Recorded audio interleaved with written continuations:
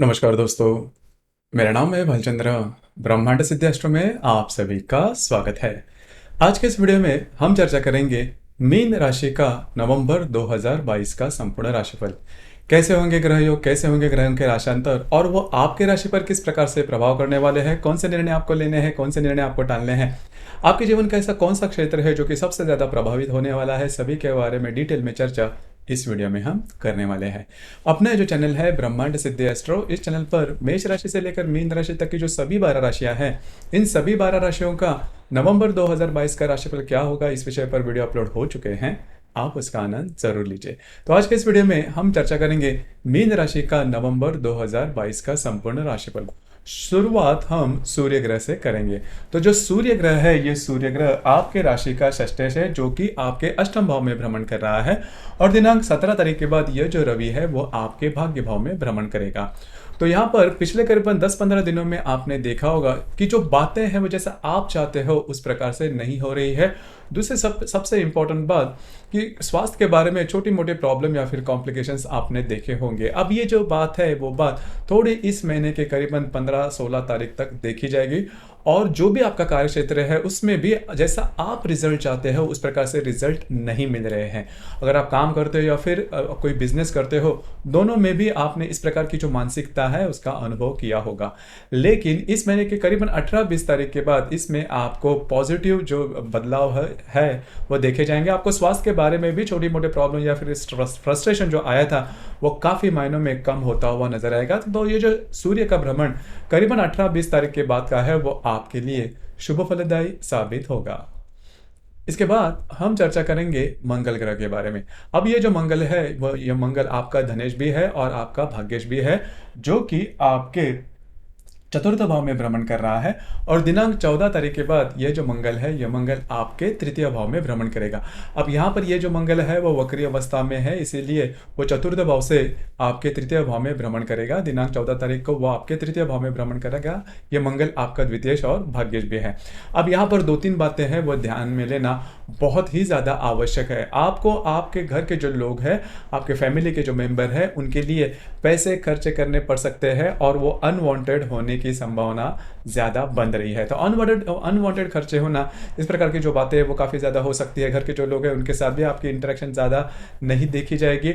उसी प्रकार जो भी आप काम करोगे उसमें जो सफलता है वो मिलने की संभावना काफ़ी कम हो जाएगी। देखिए, हालांकि आपने देखा होगा कि आप ही के राशि में गुरु का भ्रमण है, लेकिन गुरु भी वक्रीय है। अब यहाँ जैसे हम मंगल की बात कर रहे हैं तो मंगल भी वक्रीय है, जिस वजह से जैसा आप चाहते हो उस प्रकार से बातें नहीं हो रही है। मतलब 100% रिजल्ट जिसे हम कहते हैं वो आपको नहीं मिल रही। इसकी वजह से फ्रस्ट्रेशन थोड़ा बढ़ रहा है और आपकी जो राशि है काफ़ी ज़्यादा इमोशनल है। छोटी मोटी बातें भी अगर जैसा आप चाहते हो उस प्रकार से नहीं होती तो थोड़ा सा फ्रस्ट्रेशन लेवल काफ़ी बढ़ जाता है और उदास आप हो जाते हो। लेकिन बिल्कुल चिंता नहीं करना, जो परिस्थितियां हैं वो बदल भी जाएगी। लेकिन अब भी जो भी मैंने अभी बात की, मतलब अनवांटेड खर्चे जो है या फिर बड़े निर्णय नहीं लेना जिसकी वजह से आपके जीवन की पूरी दिशा ही बदल जाए। तो इन चीज़ों पर थोड़ा सा ध्यान देना आवश्यक होगा। इसके बाद हम चर्चा करेंगे बुध ग्रह के बारे में। अब ये जो बुध ग्रह है ये आपका चतुर्थेश भी है, सप्तमेश भी है, जो कि आपके अष्टम भाव में भ्रमण कर रहा है और दिनांक 14 तारीख के बाद ये आपके भाग्य भाव में भ्रमण करेगा। तो आपने देखा होगा कि घर का जो वातावरण है वो भी नॉर्मल नहीं है। आपके जो वैवाहिक जोड़ीदार है उनके साथ भी छोटी मोटी बातों को लेकर तकरार हो रही है। पिछले करीबन 10-12 दिनों में ये जो बातें हैं वो काफ़ी ज़्यादा बढ़ गई है। इस महीने में भी 10-15 तारीख तक ये जो बातें हैं वो वैसे ही बने रहेगी। लेकिन बुध जैसे ही आपके भाग्य भाव में भ्रमण करेगा, मतलब दिनांक 15 तारीख के बाद इसमें कंफर्म सुधार देखा जाएगा। मतलब आपके घर का जो वातावरण है उसमें और आपके जो वैवाहिक जोड़ीदार हैं उनमें और आप में जो भी प्रॉब्लम कॉम्प्लिकेशन है, जो भी थोड़े से स्ट्रेस लेवल बढ़ चुका है, वो काफ़ी मायनों में नॉर्मल होता हुआ नजर आएगा, जो कि आपके लिए काफ़ी ज़्यादा हेल्पफुल साबित होगा। आपकी जो मानसिकता है वो काफ़ी ज़्यादा उसमें पॉजिटिवनेस देखा जाएगा। तो बुध का भ्रमण करीबन 12-13 तारीख के बाद का है, वो आपके लिए शुभ फलदायी साबित होगा। इसके बाद हम चर्चा करेंगे गुरु ग्रह के बारे में। अब ये जो गुरु ग्रह है वो आप ही के राशि में भ्रमण कर रहा है, वो आपका दशमेश भी है और आपके राशि का स्वामी भी है। लेकिन ये गुरु ग्रह है जो कि पिछले करीबन 3-3.5 महीनों से वक्री अवस्था में चल रहा है। इस वजह से आपके काम पूरी तरह से नहीं हो पा रहा है, मतलब आपको लग रहा है कि काम तो हो जाएंगे और जो सक्सेस है वो आपके काफ़ी करीब है, लेकिन सक्सेस मिल नहीं रहा है, जिसकी वजह से आपका जो मन है थोड़ा सा उदास है, फ्रस्ट्रेशन थोड़ा बढ़ रहा है, एंजाइटी थोड़ी बढ़ रही है। लेकिन चिंता बिल्कुल नहीं करना, क्योंकि इस महीने के 24 तारीख को ये जो गुरु है वो मार्गस्थ होने जा रहा है, जिस वजह से जो भी फ्रस्ट्रेशन आपके पर्सनल लेवल पर रहेंगे या फिर आपका जो भी कार्य क्षेत्र है उसके बारे में रहेंगे, आपने अगर कार्य क्षेत्र के बारे में कोई नई योजना लाई है, नई कोई बातें कर रहे हैं, तो उसमें जो बातें जैसे आप चाहते हो उस प्रकार से नहीं हो रही, लेकिन 26 तारीख के बाद धीरे धीरे धीरे इसमें पॉजिटिव सुधार होता हुआ नजर आएगा। देखिए 24 तारीख से ये गुरु मार्गीय होने जा रहा है, लेकिन 25 तारीख को ही आपको इसके रिजल्ट नहीं मिलेंगे, क्योंकि होता क्या है, क्योंकि ये जो शनि और गुरु जो ग्रह है वो बड़े ग्रह है, वो वक्री से मार्गी या फिर मार्गी से वक्री होने में थोड़ा समय लेते हैं। तो जो गुरु के जो पॉजिटिव रिजल्ट्स आपको मिलेंगे स्वास्थ्य के बारे में, आपकी मानसिकता के बारे में या फिर आपके कार्य क्षेत्र के बारे में, वो इस महीने के अंत में या फिर अगले महीने के मतलब दिसंबर के फर्स्ट वीक में मिलने की संभावना काफ़ी ज़्यादा बन रही है। लेकिन वो मिलेंगे ज़रूर, जिसकी वजह से जो फ्रस्ट्रेशन लेवल आप में तैयार हुआ काफ़ी ज़्यादा मायनों में नॉर्मल होता हुआ नजर आएगा। उसी प्रकार स्वास्थ्य के बारे में भी जो प्रॉब्लम कॉम्प्लिकेशन है वो भी काफ़ी मायनों में नॉर्मल होते हुए नजर आएंगे, पॉजिटिव एटीट्यूड आप में देखा जाएगा। इसके बाद हम चर्चा करेंगे शुक्र ग्रह के बारे में। अब ये जो शुक्र ग्रह है ये आपका तृतीयश है, अष्टमेश भी है, आपके राशि का जो स्वामी है गुरु और शुक्र ये नैसर्गिक शत्रु ग्रह माने जाते हैं। तो शुक्र जो ग्रह है वो आपके लिए अशुभ फलदायी है, जो कि आपके अष्टम भाव में स्वयं के राशि में भ्रमण कर रहा है। अब यहाँ पर ये जो शुक्र है दिनांक 12 तारीख को आपके भाग्य भाव में भ्रमण करेगा। अब यहाँ पर ये जो शुक्र स्वयं की राशि में भ्रमण कर रहा है, जिसकी वजह से आपको अनएक्सपेक्टेड लाभ काफी अच्छे मिलेंगे, मतलब ऐसे लाभ जिसके बारे में आपने सोचा भी नहीं था, इस प्रकार के आपको लाभ मिलेंगे। उसी प्रकार अगर आप विवाहित हो तो आपके जो इनलॉज होंगे उनके साथ भी आपकी जो इंटरेक्शन है वो काफ़ी अच्छी देखी जाएगी। हालांकि ये जो शुक्र ग्रह है, ये शुक्र ग्रह 12 तारीख के बाद आपके भाग्य भाव में भ्रमण करेगा, तो 12-13 तारीख के बाद का जो समय है उसमें आपका घूमना फिरना ज़्यादा हो सकता है, जो कि काफ़ी अच्छी भी बात होगी। तो घूमने फिरने की वाली बात है वो अच्छी होगी। और अगर आप कहीं बाहर करने जाना चाहते हो, कुछ नया काम करना चाहते हो जो कि आपके मातृभूमि से या फिर आप जहाँ पर रह रहे हो उससे थोड़ा सा दूरी पर है, उस प्रकार के जो काम है वो आप कर सकते, थोड़ा सा बिजी शेड्यूल आपका हो सकता है 12-13 तारीख के बाद। तो कुल मिला के देखा जाए तो शुक्र का ये जो भ्रमण है वो भी आपके लिए थोड़ा सा बिजी साबित हो सकता है, लेकिन हेल्पफुल होगा, शुभ फलदायी भी साबित होगा। इसके बाद हम चर्चा करेंगे शनि ग्रह के बारे में। अब ये जो शनि है ये आपका लाभेश भी है और आपका व्ययश भी है। जैसे कि शनि के बारे में आपने देखा होगा कि पिछले महीने मतलब करीबन अक्टूबर में ये जो शनि है वो मार्गस्थ हो चुका है। तो पैसे के मामले में जो भी प्रॉब्लम कॉम्प्लिकेशंस है वो काफ़ी मतलब इसके पहले जो 3-4 महीने में डेवलप हुए हैं वो काफ़ी मायने में नॉर्मल हुए रहेंगे, और जो स्ट्रेस भी थोड़ा बहुत डेवलप हुआ था वो भी अभी मतलब अक्टूबर से धीरे धीरे नॉर्मल होते हुए नजर आएगा। तो कुल मिला के देखा जाए तो ये जो शनि का भ्रमण है वो भी आपके लिए शुभ फलदायी साबित होगा। तो अभी आपने देखा होगा कि ग्रहों के जो राशांतर है या फिर जो भ्रमण है वो किस प्रकार से मोटे तौर पर आप पर असर करेंगे। सूक्ष्मता से देखा जाए तो ग्रह योगों के बारे में थोड़ा सा हम विचार करेंगे, जिसकी वजह से ग्रह योगों के जो परिणाम है वो 2-3 दिनों के लिए रहते हैं, लेकिन मिलते जरूर है। वो कौन से क्षेत्र में किस प्रकार से मिल सकते हैं इसके बारे में भी चर्चा करेंगे। जैसे कि सबसे पहले शुक्र केतु की युति होने जा रही है 3 तारीख को। अब ये जो शुक्र है जो कि आपके अष्टम भाव में भ्रमण कर रहा है, केतु की युति में जा रहा है, यहाँ पर अपने आप को स्वास्थ्य के बारे में ध्यान रखना बहुत ही ज़्यादा आवश्यक होगा। स्वास्थ्य के बारे में अगर आपकी कोई मेडिकल हिस्ट्री है या फिर अगर आपको कोई इसके बारे में सिग्नल दिखाई देते हैं, संकेत मिलते हैं, तो ज़रूर उस पर काम कीजिए। उसी प्रकार अगर आप गृहिणी हो तो आपके जो इनलॉज होंगे उनके साथ भी छोटी मोटी बातों को लेकर तकरार हो सकती है। उसी प्रकार इन दिनों में खास करके आपको किसी भी प्रकार के डॉक्यूमेंटेशन की बात या फिर किसी को कोई कमिटमेंट है, प्रॉमिसेस है, विवादों में बिल्कुल भी नहीं जाना। उसी प्रकार दिनांक 5 तारीख को शुक्र हर्षल का प्रतियोग भी होने जा रहा है। फिर से वही जो बात है, मतलब आपकी जो इनलॉज है उनके साथ जो आपकी जो थोड़ी सी रस्सी खेस होगी वो थोड़ी बढ़ भी सकते हैं, उनके साथ छोटे मोटे प्रॉब्लम कॉम्प्लिकेशन बढ़ भी सकते। अब यहाँ पर और एक बात जो बहुत महत्वपूर्ण है, यदि आप इजी मनी के पीछे हो या फिर ऐसी बात जो कि समाज विरोधी है और जो कि बहुत जल्दी आपको लाभ देती है, इस प्रकार की अगर कोई भी बात में अगर आप इन्वॉल्व हो तो ये जो ग्रह योग है दिनांक 3 तारीख को या फिर 5 तारीख को होने जा रहे हैं वो आपके लिए बहुत ही ज़्यादा अशुभ फलदायी हो सकते हैं। आप उसमें बुरी तरह से फंस सकते हो। तो ध्यान रखें, इन चीज़ों पर थोड़ा सा ध्यान रखना बहुत ही ज़्यादा आवश्यक है। ईजी मनी या फिर ईजी ऐसी कोई बात जो कि थोड़ा सा कभी कभी हम सोचते हैं कि आउट ऑफ द वे जाके कोई काम करते हैं जिसकी वजह से हमें जल्दी जल्दी हम सक्सेस मिल सकते हैं, हमें सक्सेस मिल सकता है, इस प्रकार की गतिविधियों के पीछे बिल्कुल भी नहीं जाना, किसी भी प्रकार के महत्वपूर्ण निर्णय बिल्कुल भी नहीं लेना। उसी प्रकार दिनांक 6 तारीख को रवि और केतु की युति भी होने जा रहा है। रवि जो कि आपका षष्ठेश है, केतु के युति में जा रहा है दिनांक 6 तारीख को आपके अष्टम भाव में। अब यहाँ पर आपका जो भी कार्य क्षेत्र है, वहां पर के जो लोग होंगे उनसे थोड़ा आपको बचना होगा। ऑफिस पॉलिटिक्स जैसी बातें हम कहते हैं, उस प्रकार की बातें, उसका अनुभव आप कर सकते हैं। गुप्त शत्रु जो कि आपके सामने तो काफी अच्छी बातें करते हैं, लेकिन पीठ पीछे आपकी बुराइयां करते हैं, उनसे थोड़ा बचना होगा। जो भी आपका कार्य क्षेत्र है उससे रिलेटेड किसी भी प्रकार के बड़े निर्णय बिल्कुल भी नहीं लेना। आपकी जो इमेज है उसको भी थोड़ा सा धक्का लग सकता है, जो कि आपके कार्य क्षेत्र से रिलेट करने वाली है। तो थोड़ा सा ध्यान देना रवि केतु की युति के दरमियान ज्यादा आवश्यक होगा। अर्थात ये जो युति है वो दिनांक 6 तारीख को होने जा रही है। इसके बाद दिनांक 7 तारीख को शुक्र और शनि का केंद्रीय योग भी होने जा रहा है। शुक्र जो कि आपके अष्टम भाव में भ्रमण कर रहा है, और जो शनि जो कि आपके लाभ भाव में भ्रमण कर रहा है। केंद्रीय योग होने जा रहा है दिनांक 7 तारीख को।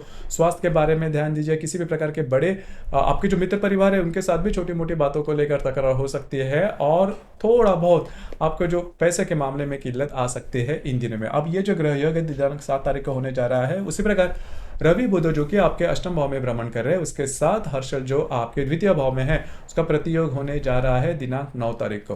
अब ये जो ग्रह योग है बहुत ज्यादा महत्वपूर्ण है, खास करके आपके रिलेशनशिप के बारे में। अगर आप विवाहित हो तो आपके जो वैवाहिक जोड़ीदार है उनके साथ छोटी मोटी बातों को लेकर तकरार हो सकती है, और वो जो तकरार है वो काफी बढ़ भी सकती है। उसी प्रकार अगर आप कोई ड्राइविंग करते हो या फिर ऐसी कोई फिजिकल लेवल के काम करते हो तो चोट लगना, कटना, मतलब कट्स, वुंड्स या फिर एक्सीडेंट या फिर फ्रैक्चर, इस प्रकार की बातें आपके शारीरिक तौर पर होने की संभावना काफी ज्यादा बनती है दिनांक 9 तारीख के आसपास।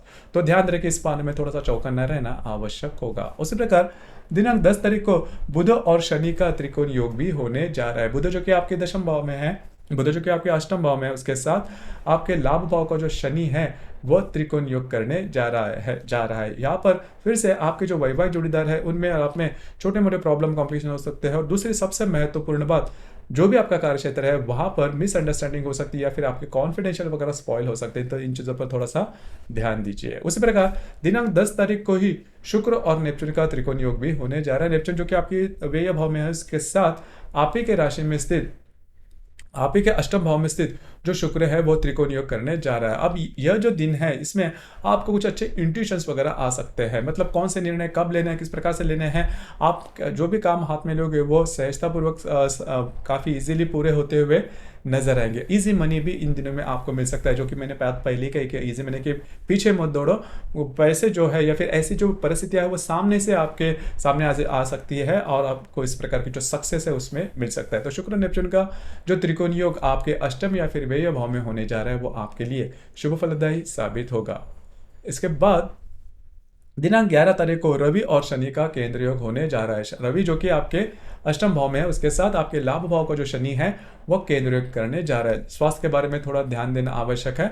आपका जो कार्य क्षेत्र है उसके बारे में भी थोड़ा बहुत स्ट्रेस वगैरह आपको आ सकता है, तो खुद पर संयम रखना इन दिनों में बहुत ही ज्यादा आवश्यक होगा। इसी प्रकार दिनांक 12 तारीख को बुध और नेपच्यून का त्रिकोण योग होने जा रहा है। बुध जो कि आपके अष्टम भाव में है, उसके साथ आपके व्यय भाव का जो नेपच्यून है वो त्रिकोण योग करने जा रहा है। तो इन दिनों में मतलब दिनांक 12 तारीख को आपका जो भी कार्य क्षेत्र है उससे रिलेटेड कुछ अच्छी बातें हो सकती है। अगर आप कार्य क्षेत्र के बारे में कुछ नया सोच रहे हो, या फिर अगर आप कोई बिजनेस करते हो उसमें कुछ नए आइडियाज वगैरह लाना चाहते हो, कुछ नया मतलब एक्स्ट्रा इनकम के बारे में भी अगर आप सोच रहे हो, तो उसके संदर्भ में कुछ अच्छे इंट्यूशंस वगैरह आपको आ सकते हैं। जरूर उस पर काम कीजिए, भविष्य में जाके ये जो इंट्यूशंस है वो आपके लिए काफी ज्यादा फायदेमंद साबित होंगे।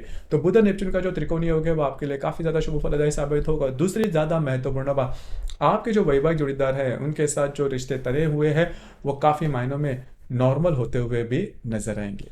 उसी प्रकार दिनांक 15 तारीख को रवि और नेपच्यून का त्रिकोण योग होने जा रहा है, शुक्र और गुरु का भी त्रिकोण योग होने जा रहा है। अब ये जो ग्रह योग है रवि नेपच्यून का जो त्रिकोण योग आपके आप आपके अष्टम भाव से आपके व्यय भाव में होने जा रहा है, वो भी आपके लिए शुभ फलदायी साबित होगा। खास करके जो व्यक्ति जॉबलेस है, मतलब मीन राशि के जो व्यक्ति जॉबलेस है, उनको जॉब वगैरह मिल सकती है। उसी प्रकार शुक्र और गुरु का जो त्रिकोण योग है, मतलब शुक्र भाग्य भाव में भ्रमण करेगा, उसके साथ आप ही के राशि का जो गुरु है वो त्रिकोण योग करने जा रहा है। तो आपको अनएक्सपेक्टेड लाभ वगैरह मिलना, आप जो भी काम कर रहे हो उसमें काफ़ी आगे जाना, या फिर इन दिनों में आपका आप जो भी काम हाथ में लोगे वो बहुत ही इजीली पूरे होते हुए नजर गए। मतलब किसी को कोई कमिटमेंट प्रॉमिस किसी भी प्रकार का काम हो तो आप इन दिनों में हाथ में ले सकते हैं। इन दिनों में आपकी ट्रैवलिंग वगैरह भी काफ़ी ज़्यादा हो सकती है। लेकिन कुल मिला के देखा जाए तो शुक्र और गुरु का त्रिकोण योग या फिर रवि नेपच्यून का जो त्रिकोण योग होगा वो आपके लिए शुभ फलदायी साबित होगा। उसी प्रकार दिनांक 16 तारीख को बुध और गुरु का त्रिकोण योग भी होने जा रहा है। अब यह जो त्रिकोण योग है वो आपके लिए बहुत ज़्यादा महत्वपूर्ण है, क्योंकि गुरु जो कि आप ही के राशि में भ्रमण कर रहा है, बुध जो कि आपके भाग्य भाव में भ्रमण कर रहा है, दोनों का त्रिकोण योग होने जा रहा है। तो कई मामलों में, कई एस्पेक्ट में ये जो ग्रह योग है आपके लिए शुभ फलदायी साबित होगा। खास करके आपकी जो वैवाहिक जोड़ीदार है उनके साथ कहीं बाहर घूमना फिरना हो सकता है, उनके साथ जो रिश्ते हैं वो काफ़ी अच्छे देखे जाएंगे। जो भी आपका कार्य क्षेत्र वहाँ पर के जो लोग होंगे उनके साथ आपकी जो इंटरेक्शन है वो काफ़ी अच्छी देखी जाएगी। काम के सिलसिले में कहीं बाहर घूमना फिरना हो सकता है, या फिर आपके काम की एप्रिसिएशन भी काफ़ी अच्छे तरीके से हो सकती है। जो भी आप अनुमान लगाओगे आपके कार्य क्षेत्र के बारे में वो सही साबित होते हुए नजर आएंगे। तो कुल मिला के देखा जाए तो बुध गुरु का ये जो त्रिकोण योग है वो आपके लिए शुभ फलदायी साबित होगा। इसके बाद हम चर्चा करेंगे रवि और गुरु का भी त्रिकोण योग होने जा रहा है। आपके भाग्य भाव में जो रवि भ्रमण करेगा उसके साथ आप ही के राशि का जो गुरु है वो त्रिकोण योग करने जा रहा है। तो सबसे पहले और महत्वपूर्ण बात, आपको कुछ अच्छे इंट्यूशंस वगैरह आ सकते हैं जो कि आपके कार्य क्षेत्र से रिलेट करने वाले होंगे, जो कि काफ़ी अच्छी बात होगी। उसी प्रकार शुक्र और गुरु, बुध और शुक्र की युति भी होने जा रही है आपके भाग्य भाव में। अब ये जो युति है वो भी आपके लिए शुभ फलदायी साबित होगी। लेकिन सबसे महत्वपूर्ण बात, कार्य क्षेत्र के बारे में कुछ अच्छी बातें आपके सामने आ सकती है, कुछ अच्छे इंट्यूशंस आपको मिल सकते हैं। वैसे भी देखा जाए तो आपकी जो राशि है उसमें इंट्यूशंस वगैरह जो है वो खास होता है बाकी राशि की अगर तुलना करें तो इस महीने में इस प्रकार की जो बातें हैं वो आपके साथ काफ़ी ज़्यादा हो सकती है। सपने में एक जो बात है या फिर विचार है वो आ जाना, या फिर आपके सामने अपॉर्चुनिटी वगैरह आना, इस प्रकार की बातें आपके लिए हो सकती है। ज़रूर उस पर काम कीजिए, उसके लाभ आपको भविष्य में मिल जाएंगे।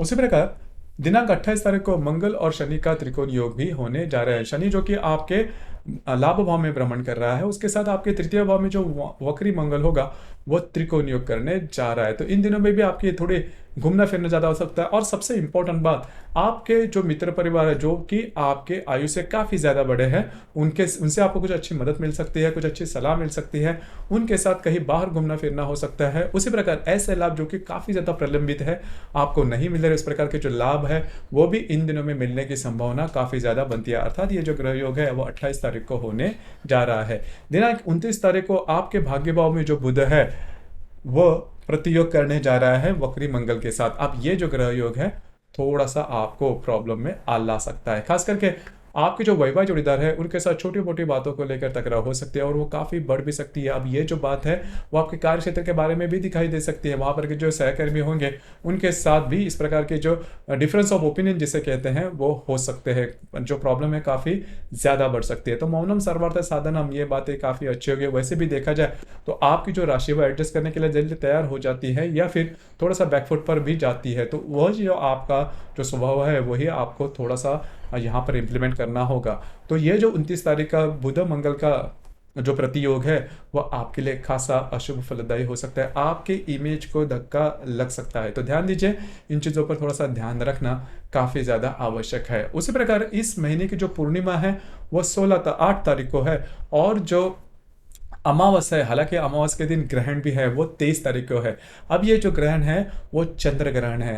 देखिए ये चंद्र ग्रहण काफ़ी ज़्यादा महत्वपूर्ण है। इसका जो प्रभाव है वो देखा जाएगा 21, 22, 23, 24 और करीबन 25 तारीख तक। तो इन दिनों में किसी भी प्रकार के महत्वपूर्ण काम बिल्कुल भी नहीं करना। आपकी जो राशि है बहुत ज़्यादा इमोशनल होती है, तो ग्रहण या फिर इस प्रकार की जो गतिविधियाँ होती है, उसमें बहुत ज़्यादा इमोशनल होते हैं। छोटी-मोटी बातें आप काफ़ी ज़्यादा एक्सट्रीम लेवल पर सोचते हो। और यह जो ग्रहण योग है, इसमें भी अगर आप किसी के रिलेशनशिप में हैं, तो उनके साथ छोटी-मोटी बातों को लेकर मिसअंडरस्टैंडिंग की वजह से प्रॉब्लम बहुत आगे बढ़ सकती है। ब्रेकअप तक भी बातें जो है वो जा सकती है। या फिर अगर आप शेयर मार्केट में बहुत ज़्यादा इन्वेस्ट करते हो या फिर डिपेंड हो, तो उसके संदर्भ में ऐसी कोई धक्का आपको लग सकता है जो कि कई महीनों तक आप सुलझ नहीं पाओगे। तो ये जो दोनों बातें हैं, मतलब अगर आप किसी के रिलेशनशिप में हैं, वहाँ पर अगर आप शेयर मार्केट में डील करते हो, तो थोड़ा सा चौकन्ना रहना, किसी भी प्रकार की बड़ी ऐसी कोई बात नहीं करना जिसकी वजह से आपके जीवन का पूर्ण रंग रूप ही बदल जाए। उसी प्रकार जो विद्यार्थी वर्ग है, उनके लिए भी थोड़ा मतलब रिस्क वगैरह नहीं लेना, आउट ऑफ द वे जाके काम नहीं करना। जो गर्भवती महिला है, उनके लिए भी मैं ये बात कहना चाहूँगा कि थोड़ा सा अपने आपको या फिर अपने स्वास्थ्य के बारे में ध्यान रखना काफ़ी ज़्यादा आवश्यक होगा। उसी प्रकार ये जो पूर्णिमा है, दिनांक 8 तारीख को होने जा रही है, उस समय में भी कोई बड़ी रिस्क बिल्कुल भी नहीं लेना। तो दोस्तों, ये था मीन राशि का नवंबर 2022 का संपूर्ण राशिफल। आपको ये राशिफल कैसे लगा, आपने किस प्रकार से अनुभव किया, नीचे कमेंट बॉक्स में ज़रूर कमेंट करना। और अपना ये जो चैनल है ब्रह्मांड सिद्धि एस्ट्रो, इसे भी लाइक शेयर और सब्सक्राइब जरूर करना। धन्यवाद।